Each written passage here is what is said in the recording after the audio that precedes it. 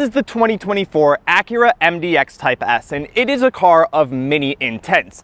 It is trying to be both luxurious, sporty, and practical, all while significantly undercutting the competition in terms of price. How well has Acura managed to pull off all of those things? Let's find out. In terms of performance, the Type S does receive a boost. This is a 3-liter turbocharged V6 making 355 horsepower and 354 pound-feet of torque. That's 65 more than the regular MDX. But in a world of 3-row performance SUVs, that figure isn't very high. Audi SQ7 makes 500 horsepower. MDX Type S should hit 60 in 5.5 seconds. But the Type S is by far the least expensive 3-row performance SUV on offer. This fully loaded MDX Type S Advance costs just $76,000.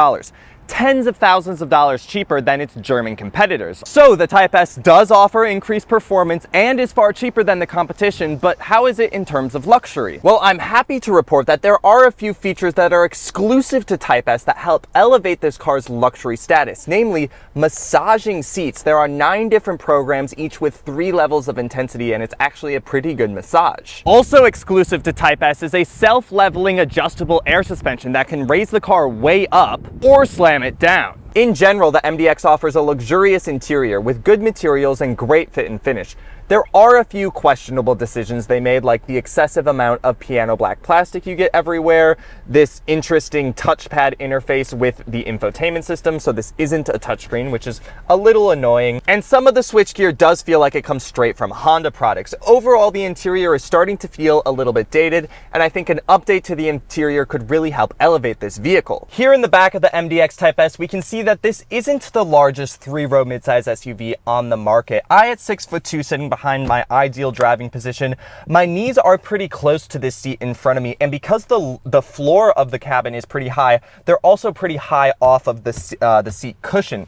These second row seats do slide forward and back. This is in its all the way back position, and I still don't have too much room for my legs. The backrest also reclines, which is nice, so I can kind of lounge a little more, and you really do get to appreciate the massive panoramic sunroof in this MDX Type S Advance. I also like how there are manual peasant blockers. You have 3 level heated seats for the back seats, automatic climate control. For the rear, there's just 1 zone for the rear. You also get dual USB regular charging outlets. If you fold down the middle seat, you have dual cup holders and a little storage cubby. So it's very comfortable back here, and full-size adults definitely can fit. It's just not the roomiest second row. Climbing into the 3rd row, one of my favorite features on Honda and Acura products is that there are one-touch buttons to move the second row of seats out of the way so that you can climb into the back. There are buttons on both the side of the seat and the back of the seat so that rear 3rd row passengers can also exit the car. And it is pretty tight back here. Again, I'm 6'2" and my head is hitting the ceiling. My knees are hitting the seat in front of me. I could sit back here for short journeys, but I really wouldn't want to be relegated to the back seats for anything longer than like a half hour, mostly just for kids. Driving the Acura MDX Type S, this is the top of the line MDX Type S Advanced with a sticker price of about $76,000. This has about $2,500 worth of options. The $74,000 starting price of MDX Type S Advance is $10,000 more than the regular non-Type S MDX Advance, and you do get a few features with Type S other than just the increased power. You have the adaptive air suspension as well as massaging seats, which are actually quite nice. So the air suspension has several different levels, the massaging has several different functions, which is all very nice. But on the whole, I don't really feel the increased performance of Type S. And that's mostly to do with the drive modes. And Acura makes a rather big deal of their drive modes with this giant dial right in the center of the climate controls in the center console area. And it's this massive button, the biggest button and biggest dial of all of the dials and buttons in the Acura MDX. And you can cycle through all your drive modes. You have snow, comfort, normal, sport, and sport. If you hold it, sport plus. Now the MDX Type S starts out every time you turn the car on in normal mode. And in normal mode, it really just feels like a normal MDX. The steering is light, you put your foot down, it takes a second to receive the power, and you don't really notice the extra horsepower that this 3-liter turbocharged V6 makes over its regular naturally aspirated 3.5-liter V6. It just doesn't feel, you don't get the sporty edge in normal mode, and every time you turn the car on, that is what it defaults to, which I find a little annoying. And even when you do cycle into Sport and Sport Plus mode and then put your foot down, it's definitely quick, and the transmission is also very quick to shift. You do feel the increased horsepower in Sport and Sport Plus mode, but it doesn't feel like an insanely powerful vehicle.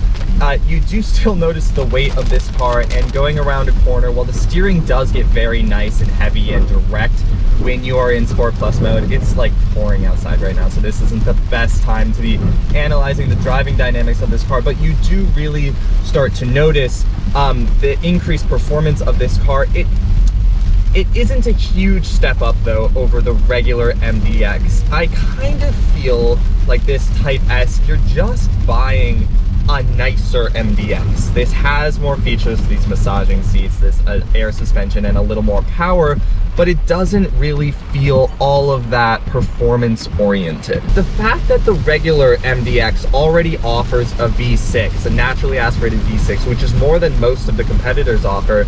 You can really only get 4 cylinders in a lot of the competitors. Just doing a simple turbocharged V6 for the performance version, there isn't a big enough step up between regular MDX and MDX Type S. In TLX, the regular Acura TLX comes with a 4-cylinder, and then you get a turbocharged V6 if you want the Type S. So that's a much bigger step up, kind of justifies the increased price that the TLX Type S and you really do notice the increased performance in TLX Type S versus MDX and MDX Type S. They're pretty similar. So I am glad that Acura added these nicer features with the air suspension and the massaging seats. Like, that does help further differentiate these two vehicles, because performance-wise alone, you don't really notice it. And because this vehicle does have a smaller but more powerful engine, you also are going to not get as great fuel economy. It's rated for 19 miles per gallon combined city and highway driving. I've been seeing 18.6 in mostly city driving, so that's not great, and the car doesn't have that big of a fuel tank. I only saw like 270 miles on a full tank of gas, which is honestly the biggest thing it is just annoying. I think I wish that Type S had just offered a little more performance upgrades for MDX and made it a little more special. You know, it is quick. It is a quick car. I just wish in normal mode that it felt like it did in Sport Plus mode. It just doesn't really feel all that special in normal mode, which is the mode that the car defaults to when you turn it on. I wish they had made it a little more aggressive in its normal settings. Elsewhere, this cabin is beautiful, just like the regular MDX. It's not a touchscreen, which is really annoying. I wish Acura would get rid of this system they have with this touchpad and just go to a touchscreen. The screen is very high and in your line of sight, which is nice, and it does have CarPlay and Android Auto, which is also nice. You have a fully digital instrument cluster, and overall everything's pretty easy to use other than this touchpad. You have physical controls for your climate. The massaging seats are really nice. The ELS 3D Studio sound system is very nice. You have a panoramic sunroof, and everything is quite well appointed in this cabin. It is a $76,000 car, so you would hope so.